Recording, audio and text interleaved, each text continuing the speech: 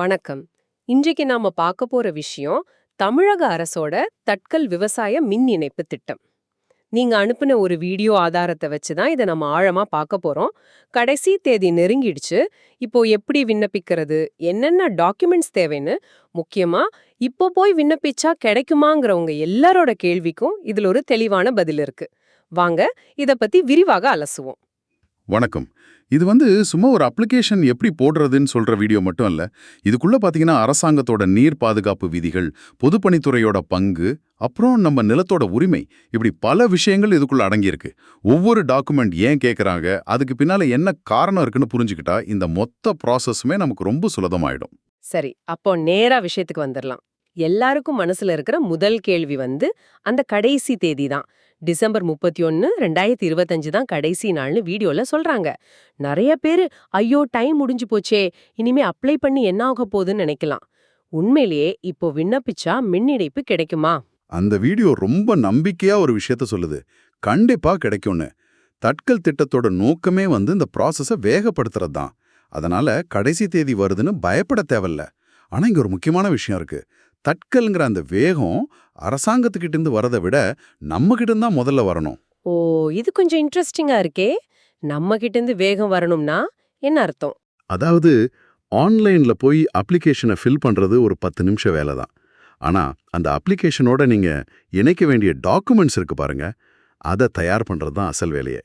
அதுல ஒரு சின்ன தப்பு இருந்தா கூட உங்க அப்ளிகேஷன் பல மாசம் டிலே ஆகலாம், இல்லைன்னா ரிஜெக்ட் கூட ஆகலாம். வேகம்ங்கிறது சரியான முன்னேற்பாடுல தான் இருக்கு. ஆன்லைன்ல அப்ளை பண்றது பந்தயத்தோட ஸ்டார்டிங் லைன் தான். பந்தயமே அதுக்கு முன்னாடி டாக்குமெண்ட்ஸ் ரெடி பண்றதுல தான் இருக்கு. புரியுது புரியுது. அப்போ இந்த விண்ணப்ப பயணத்துல நம்ம முதல் ஸ்டாப் டாக்குமெண்ட்ஸ் ரெடி பண்றது. சரி, அந்த லிஸ்ட் ஒவ்வொன்னா பார்க்கலாமா? முதல்ல என்ன தேவை? முதல்ல தேவைப்படுறது உங்க நிலத்தோட 2 முக்கியமான அடையாளங்கள். ஒன்னு பட்டா சிட்டா, இது உங்க நிலத்தோட பர்த் சர்டிபிகேட் மாதிரி. ரெண்டாவது எஃப்எம்பி ஸ்கெட்ச், அதாவது எஃப்எம்பி ஸ்கெட்ச், இது உங்க நிலத்தோட மேப். இது ரெண்டையுமே நீங்க ஆன்லைன்லயே டவுன்லோட் பண்ணிக்கலாம். அட்டாசிட்டா, ஓகே, அது எல்லாருக்கும் தெரியும். ஆனா இந்த எஃப்எம்பி ஸ்கெட்ச், அது எதுக்கு இவ்ளோ முக்கியம்? கரண்ட் அஃபேர்ஸ்க்கு நம்ம நிலத்தோட மேப் எதுக்கு? நல்ல கேள்வி. அதாவது மின்சார வாரிய அதிகாரிகள் உங்க நிலத்தை இன்ஸ்பெக்ட் பண்ண வருவாங்க இல்லையா? ஆமா. அப்ப அவங்களுக்கு ஒரு கைடு வேணும். உங்க கிணறு இல்ல போர்வெல் அந்த மேப்ல எங்க இருக்கு, உங்க நிலத்தோட எல்லை எது, பக்கத்துல என்ன இருக்கு, கரண்ட் கம்போ எங்க நடலான்னு அவங்க கள ஆய்வு செய்ய இந்த எஃப்எம்பி ஸ்கெட்ச் ரொம்ப ரொம்ப அவசியம். ஓ, இது இல்லாம உங்களால வேலையே ஆரம்பிக்கவே முடியாது, அப்படிதானே? ஆமா, கரெக்ட். சரி, பட்டா, எஃப்எம்பி ஸ்கெட்ச் ரெண்டும் ஆன்லைன்ல எடுத்தாச்சு. அடுத்தது? அடுத்தது அடங்கல். இது ரொம்ப ரொம்ப முக்கியமான ஒரு ஆவணம். இது நீங்க உங்க கிராம நிர்வாக அலுவலர், அதாவது விஏஓ கிட்ட இருந்து தான் வாங்கணும். அடங்கல். அதுல அப்படி என்ன ஸ்பெஷல்? அதுல என்ன தகவல் இருக்கும்? அடங்கல்ல நீங்க உங்க நிலத்துல என்ன பயிர் செய்றீங்கங்கிற விவரம் அதிகாரப்பூர்வமா இருக்கும். உதாரணத்துக்கு நெல், கரும்பு, வாழை, இப்படி என்ன பயிர் இருக்கோ அது அந்த ரெக்கார்ட்ல இருக்கும். இது எதுக்குன்னா இந்த கரண்ட் கனெக்ஷன் விவசாயத்துக்கு மட்டும்தான் கேக்குறாங்கன்னு அரசாங்கம் கன்ஃபார்ம் பண்ணிக்கிறதுக்கு தான். ஒரு நிமிஷம். சும்மா நிலத்தை பார்த்தாலே என்ன பயிர் இருக்குன்னு தெரியாதா? இதுக்கு எதுக்கு ஒரு டாக்குமெண்ட்? மேலோட்டமா பார்த்தா அப்படிதான் தோணும். ஆனா இந்த திட்டத்தை தப்பா பயன்படுத்த நிறைய வாய்ப்பு இருக்கு. சிலர் விவசாய கனெக்ஷனை வாங்கி ஒரு சின்ன ஃபேக்டரிக்கு இல்ல ஒரு ரிசார்ட்டுக்கு இப்படி வேற கமர்ஷியல் விஷயங்களுக்கு யூஸ் பண்ணலாம். விவசாயிகளுக்கான மானிய விலையில கரண்ட்டை வாங்கி மத்தவங்க லாபம் பார்க்க கூடாது பாருங்க. அதை தடுக்க தான் இந்த அடங்கல் ஒரு முக்கியமான ஆதாரம். Okay, okay. இப்போ புரியுது. இது ஒரு செக் பாயிண்ட் மாதிரி. சரி, பட்டா, எஃப்எம்பி ஸ்கெட்ச், அடங்கல் 3 ரெடி. அடுத்து மறுபடியும் விஏஓ கூட்ட தான் போகணுமா? ஆமாம். இந்த மொத்த ப்ராசஸ்லயே சென்டர் பாயிண்ட் அவர்தான். அவர்கிட்ட இருந்து நாம இன்னும் சில முக்கியமான விஷயங்களை வாங்க வேண்டியிருக்கு. முதல்ல நீங்க ஆன்லைன்ல இருந்து எடுத்தீங்களே எஃப்எம்பி ஸ்கெட்ச், அதுல ஒரு முக்கியமான சைன் வாங்கணும். அந்த மேப்லயா? அதுல என்ன கையெழுத்து? உங்க நிலத்துல இருக்கிறது சாதாரண கிணறா இல்ல போர்வெல்லா அப்படிங்கறத அவர் அந்த மேப்ல குறிச்சு கையெழுத்து போட்டு தருவாரு. ஏன்னா ரெண்டுக்குமே தண்ணி எடுக்கிற அளவு, மோட்டரோட பவர், அதோட இம்பாக்ட் எல்லாமே வேற. அதனால இபி ஆபீஸ்க்கு இந்த தகவல் தெளிவா தேவை. சரி, இது ஒரு வெரிஃபிகேஷன். இதத் தவிர அவர்கிட்ட இருந்து சர்டிபிகேட்ஸ் எதுவும் வாங்கணுமா? ஆமாம், 2 மிக முக்கியமான சர்டிபிகேட்ஸ் வாங்கணும். முதல் சர்டிபிகேட் உரிமையாளர் சான்றிதழ், ஓனர்ஷிப் சர்டிபிகேட். இங்கதான் எனக்கு ஒரு சின்ன டவுட் வருது. நம்ம கிட்ட தான் பட்டா இருக்கே, அதுவே நிலம் நமக்கு தான் சொந்தம்னு சொல்லுது. அப்புறம் எதுக்கு விஏஓ கிட்ட இருந்து தனியா ஒரு ஓனர்ஷிப் சர்டிபிகேட்? இது ஒரு தேவையில்லாத வேலை மாதிரி தெரியலையா? இது இது ரொம்ப நியாயமான கேள்வி. ஆனா இதுக்கு ஒரு ஆழமான காரணம் இருக்கு. பட்டா ஒரு ரெவென்யூ ரெக்கார்ட்.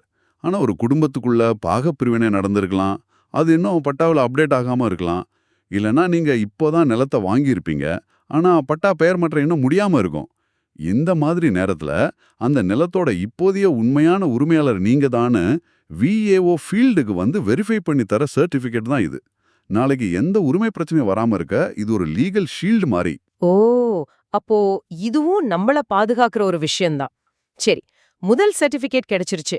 விஏஓ கிட்ட இருந்து வாங்க வேண்டிய இரண்டாவது மிக மிக முக்கியமான சர்டிபிகேட் எது? அதுதான் அந்த முழு ப்ராசஸோட திறவுகோல்னே சொல்லலாம். அது இல்லனா கதவே திறக்காது. அதுதான் தடையின்மை சான்றிதழ், அதாவது என்ஓசி, நோ அப்ஜெக்ஷன் சர்டிபிகேட். தடையின்மை சான்றிதழ், என்ஓசி. பேர்லயே ஒரு பவர் தெரியுது. இதுல என்ன தடை இருக்கக்கூடாதுன்னு சொல்றாங்க? உங்க கிணறு அல்லது போர்வெல் இருக்கிற இடத்துல இருந்து ஒரு 100 மீட்டர் சுற்றளவுக்குள்ள ஆறு, ஏரி, குளம், வாய்க்கால் மாதிரியான அரசாங்க நீர்நிலைகளோ இல்லனா அரசாங்கத்துக்கு சொந்தமான போர்வெல்லோ இருக்கக்கூடாது. அப்படி எதுவும் இல்லைன்னு விஏஓ சான்றிதழ் கொடுக்கறது தான் இந்த என்ஓசி. இந்த 100 மீட்டர் விதியை நீங்க ஃபாலோ பண்ணலன்னா உங்க அப்ளிகேஷன் ரிஜெக்ட் ஆயிடும்னு வீடியோ ரொம்ப தெளிவா சொல்லுது. 100 மீட்டரா? ஏன் ஸ்பெசிஃபிக்கா இந்த தூரம்? ஒரு 99 மீட்டரா இருந்தா என்ன ஆகும்? இது ஏதோ கண்ண மூடிட்டு போட்ட ரூலா, இல்ல இதுக்கு பின்னாடி ஏதாவது சயின்ஸ் இருக்கா? இது சும்மா ஒரு அட்மினிஸ்ட்ரேட்டிவ் ரூல் கிடையாது. இதுக்கு பின்னாடி ஒரு ஆழமான சூழலியல் மற்றும் நீர் மேலாண்மை கொள்கையே இருக்கு. பொது நீர்நிலைகள்ங்கிறது ஒரு சமுதாயத்தோட சொத்து. ஒரு தனிநபரோட கிணறு ஒரு ஏரிக்கு ரொம்ப பக்கத்துல இருக்கும்போது அந்த கிணத்துல தண்ணியை உறிஞ்சுனா அது ஏரியோட நிலத்தடி நீர்மட்டத்தையும் சேர்த்து இழுக்கும். இதனால ஊருக்கே பொதுவான ஏரி வத்திப்போக கூட வாய்ப்பு இருக்கு. ஓ, அப்போ இது தனிப்பட்ட விவசாயிக்கும் அரசுக்கும் உள்ள விஷயம் மட்டும் இல்ல. இது ஒரு சோஷியல் ரெஸ்பான்சிபிலிட்டி சம்பந்தப்பட்ட விஷயம். மிகச்சரியா சொன்னீங்க. ஒருத்தரோட பயன்பாடு ஒட்டுமொத்த சமூகத்தோட நீர் ஆதாரத்தை பாதிக்கக்கூடாதுங்கிற ஒரு பரந்த பார்வையில உருவாக்கப்பட்டது தான் இந்த 100 மீட்டர் விதி. சூப்பர். இப்போ இந்த ரூலோட முக்கியத்துவம் நல்லா புரியுது. சரி, இப்போ ஒரு உதாரணத்துக்கு வருவோம். நான் ஒரு விவசாயி. இந்த எல்லா டாக்குமெண்ட்ஸையும் கஷ்டப்பட்டு வாங்கிட்டேன். 7.5 ஹெச்பி மோட்டாருக்கு அப்ளை பண்றேன். ஆனா இபி ஆபீஸ்ல உங்க ஏரியாவுக்கு 3 ஹெச்பிக்கு மட்டும்தான் இப்போதைக்கு கொடுக்க முடியும். அதுக்கு மேல வேணும்னா பிடபிள்யூடி கிட்ட என்ஓசி வாங்கிட்டு வாங்கன்னு சொல்றாங்க. இது என்ன புதுசா ஒரு சிக்கல்? பொதுப்பணித்துறைக்கு எதுக்கு என்ஓசி? ஆமா, வீடியோவின் படி நீங்க அனுமதிக்கப்பட்ட அளவை விட அதிக சக்தி கொண்ட மோட்டார் வேணும்னா பிடபிள்யூடி கிட்ட என்ஓசி வாங்கியாகணும். ஒரு நிமிஷம். இது கொஞ்சம் குழப்பமா இருக்கு. விவசாயி பணம் கட்டி கரண்ட் கேக்குறார். அத கொடுக்க வேண்டியது இபியோட வேலை. இதுல பிடபிள்யூடிக்கு என்ன சம்பந்தம்? இது இன்னொரு அலைக்கழிப்பு மாதிரி இல்லையா? புரியுது. மேலோட்டமா பார்த்தா அப்படிதான் தோணும். ஆனா இது அந்த விவசாயியோட பாதுகாப்புக்கும் அந்த ஊரில் இருக்கிற மத்தவங்களோட கரண்ட் சப்ளைக்கும் ரொம்ப முக்கியம். ஒரு சிம்பிள் உதாரணம் சொல்றேன். உங்க வீட்ல ஒரு வயரிங் இருக்கு. அதுல ஃப்ரிட்ஜ், டிவி, மிக்ஸி ஓட்டலாம். ஆனா நீங்க ஒரு பெரிய இண்டஸ்ட்ரியல் மிஷினை கொண்டு அதுல கனெக்ட் பண்ணா என்ன ஆகும்? ஒன்னு ஃபியூஸ் போகும், இல்லனா வயரே பத்திக்கும். கரெக்ட். அதே மாதிரி தான் ஒரு பகுதியில இருக்கிற டிரான்ஸ்ஃபார்மர் அப்புறம் கம்பிகளுக்குன்னு ஒரு கெப்பாசிட்டி இருக்கு. இப்போ நீங்க கூடுதலா ஒரு ஹை பவர் மோட்டாரை போடும்போது அந்த கூடுதல் லோட அந்த டிரான்ஸ்ஃபார்மரால தாங்க முடியுமா, அந்த லைன் தாங்குமான்னு செக் பண்ற மாஸ்டர் எலக்ட்ரீஷியன் தான் பிடபிள்யூடி. அவங்க ஓகே சொல்லாதான் இபி ஆஃபீஸ் உங்களுக்கு இணைப்பு கொடுக்கும். இது முழுக்க முழுக்க ஒரு சேஃப்டி மெஷர் தான். அப்படியா விஷயம்? இது தெரியாம இன்னொரு ஆபீஸ்க்கு அலைய விடுறாங்களேன்னு கோவம் வந்திருக்கும். இப்போ அதோட நோக்கம் புரியுது. சரி, இப்போ எல்லா டாக்குமெண்ட்ஸும் கைக்கு வந்தாச்சு. அடுத்த ஸ்டெப் என்ன? இப்போ நீங்க ஆன்லைன்ல அப்ளிகேஷனை ஃபில் பண்ணி இந்த எல்லா ஆவணங்களையும் ஸ்கேன் பண்ணி அப்லோட் செய்யணும். அதன் பிறகு உங்க ஆன்லைன் அப்ளிகேஷனோட ஒரு காப்பி, மற்ற எல்லா டாக்குமெண்ட்ஸோட ஜெராக்ஸ் காப்பி எல்லாத்தையும் எடுத்துக்கிட்டு உங்க ஏரியா இபி ஆஃபீஸ்க்கு நேர்ல போகணும். அங்க கொடுத்த உடனே கனெக்ஷன் கிடைச்சிடுமா? இல்ல, அதுக்கப்புறம் தான் முக்கியமான கட்டமே ஆரம்பிக்குது. Field verification. இபி ஆஃபீஸர்ஸ் உங்க நிலத்துக்கு நேர்ல வருவாங்க. நீங்க கொடுத்த டாக்குமெண்ட்ஸ்ல இருக்கிற டீட்டெயில்ஸ் எல்லாம் கரெக்டா இருக்கா, கிணறு கரெக்டான இடத்துல தான் இருக்கா, லைன் இழுக்க வழி இருக்கா, மரம், பில்டிங் ஏதாவது தடை இருக்கான்னு எல்லாத்தையும் செக் பண்ணுவாங்க. இங்க வீடியோல ஒரு ரொம்ப முக்கியமான அட்வைஸ் சொல்றாங்க, பணத்தை பத்தி. அதிகாரிகள் உங்க இடத்த பார்த்துட்டு ஓகே உங்களுக்கு கனெக்ஷன் கொடுக்கலான்னு கன்ஃபார்ம் பண்ண பிறகுதான் நீங்க பணம் கட்டணும், அதாவது டிடி எடுக்கணும்னு சொல்றாங்க. ஏன் இந்த வார்னிங்? இது ஒரு பிராக்டிக்கலான ரொம்ப நல்ல யோசனை. சில சமயம் ஃபீல்டு வெரிஃபிகேஷன்ல ஏதாவது பிரச்சனை வரலாம். உதாரணத்துக்கு உங்க நிலத்துக்கு லைன் இழுத்து வர்ற வழியில ஒருத்தர் இடம் கொடுக்க மாட்டேன்னு சொல்லலாம். அப்படி ஒரு சூழல்ல நீங்க அவசரப்பட்டு முன்னாடியே டிடி எடுத்திருந்தா அந்த பணத்தை திரும்ப வாங்குறது ஒரு பெரிய நீண்ட ப்ராசஸ், மாச கணக்குல அலையணும். அதை தவிர்க்க தான் அவங்க ஓகே சொன்ன பிறகு சரி நீங்க டிடி எடுத்துருவாங்கன்னு சொன்னதுக்கு அப்புறம் எடுத்தா போதும். உங்க பணமும் மிச்சம், நேரமும் மிச்சம். இது ரொம்ப ரொம்ப யூஸ்ஃபுல்லான டிப். சரி, எல்லாம் சரியா இருந்து டிடியும் கட்டியாச்சு. இணைப்பு கொடுக்க எவ்வளோ நாள் ஆகும்? வீடியோல 15 நாள்ல இருந்து 60 நாள் இல்ல அதுக்கு மேலேயும் ஆகலாம்னு சொல்றாங்களே, ஏன் இவ்ளோ பெரிய டைம் கேப்? இது உங்க நிலம் இருக்கிற இடத்தை பொறுத்தது. இபி வாஷையில 3 வகை கனெக்ஷன் இருக்கு. நியர் சர்வீஸ், மைனர் மற்றும் மேஜர். உங்க வயலுக்கு பக்கத்திலே கரண்ட் கம்பு இருந்தா அது நியர் சர்வீஸ், சீக்கிரமா கிடைச்சிடும். கொஞ்சம் தூரமா இருந்தா ஒரு 4-5 புது கம்பம் நடணும், அது மைனர் வேலை. இதுக்கு கொஞ்சம் டைம் ஆகும். ஆனா உங்க நிலம் ரொம்ப தூரத்துல உள்ளடங்கிய பகுதியில் இருந்தா ஒரு புது டிரான்ஸ்ஃபார்மரே வைக்கணும், இது மேஜர் வேலை. இதுக்கு நிச்சயம் பல மாசங்கள் ஆகலாம். இத வச்சுதான் அந்த டைம் மாறுபடுது. ஆஹா, இந்த முழு விவரங்களையும் தொகுத்து பார்த்தா தட்கல் திட்டத்துல கடைசி நேரத்துல, அதாவது டிசம்பர் 2025க்குள் விண்ணப்பிக்க வாய்ப்பு இருக்கு.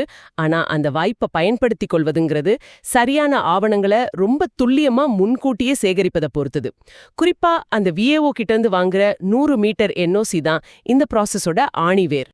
மின் இணைப்புங்கிறது சும்மா ஒரு கரண்ட் கனெக்ஷன் இல்ல. அது நில உரிமை, நீர் மேலாண்மை, சூழலியல் பாதுகாப்பு, பொது உள்கட்டமைப்புன்னு பல விஷயங்களோட எவ்வளவு ஆழமா பின்னி பிணைஞ்சிருக்குங்கிறது தான். ஒவ்வொரு கையெழுத்துக்கு பின்னாலேயும் ஒரு கொள்கை, ஒரு பாதுகாப்பு, ஒரு சமூக அக்கறை இருக்கு. இப்போ உங்களுக்காக ஒரு சிந்தனை. இந்த ஆவண நடைமுறைகள், அதாவது விஏஓ ஆஃபீஸ்க்கு நடக்கிறது, பிடபிள்யூடிக்கு போறது, இபி ஆஃபீஸ்ல சப்மிட் பண்றதுன்னு இந்த அத்தனை அலைச்சலும் இல்லாம ஒரு விவசாயி தன் நிலத்துல நின்னுட்டே தம் மொபைல் போன்ல அப்ளை பண்ணி சேட்டலைட் டேட்டா மூலமாவே அந்த 100 மீட்டர் தூரம் ஆட்டோமேட்டிக்கா வெரிஃபை ஆகி டிரான்ஸ்ஃபார்மரோட லோட் ஆன்லைன்லே கணக்கிடப்பட்டு அனுமதி கிடைக்கிற ஒரு எதிர்காலத்தை உங்களால கற்பனை செய்ய முடியுதா? அப்படி ஒரு டெக்னாலஜி இந்த ப்ராசஸை விவசாயிகளுக்கு எவ்வளோ எளிதாக்கும், அதோட சாத்தியக்கூறுகள் என்னவா இருக்கும்னு நினைக்கிறீங்க?